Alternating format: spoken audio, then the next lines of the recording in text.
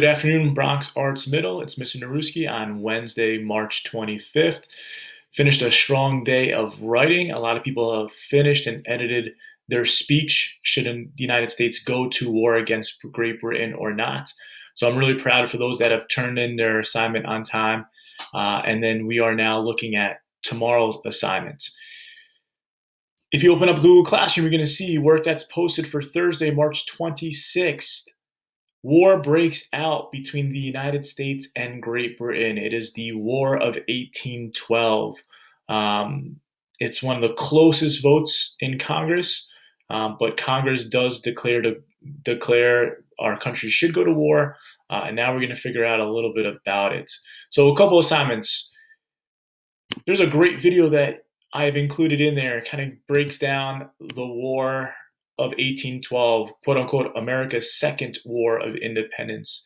If you'd like to be ready for tomorrow's Google Meet, it'd be a great idea for you to watch this video. It's 5 minutes long.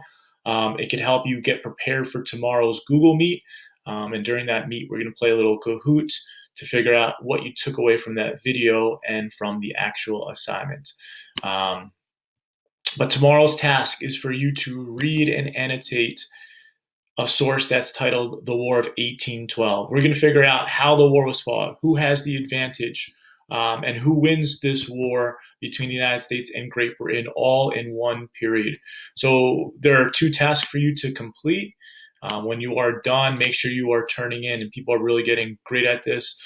Turning in, I'm getting less things that are shared, more things are turned in, and you've noticing they're coming back to you with grades and comments. Your first task, read and annotate the source. Click and drag sentences that are important to you. If you believe that this sentence is incredibly important to you, maybe there's a term, maybe there's a concept, you could drag the entire sentence, click the highlight button. That becomes a way for you to annotate. Remember, you need to also write your own notes in the margin. In order to do that, click on a sentence or a word, and then the plus sign to insert your comment. So let's say you come up across a word like the word blockade. If I double click the word and then this plus sign, I could add a comment. Blockade, new vocab. And then you can click on the word comment. They could be words that you know, they could be words that you don't know. When you're writing your notes in the margin, you could include the gist of what you're writing. You could come up with your own questions. You could even clear up a point and make connections to things that we've covered or things that are going on in the world today.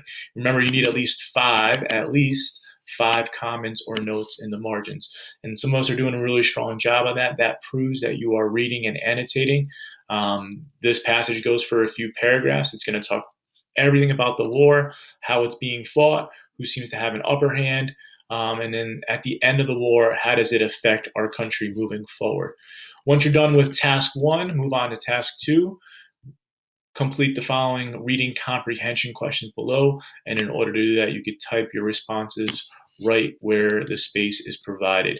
When it says to explain, I need at least 1 sentence of a response. If you're just using 1 word, that's not enough to explain something. And then when it comes down to 2 different examples or 2 different effects, make sure that you are using 2 different from the actual source.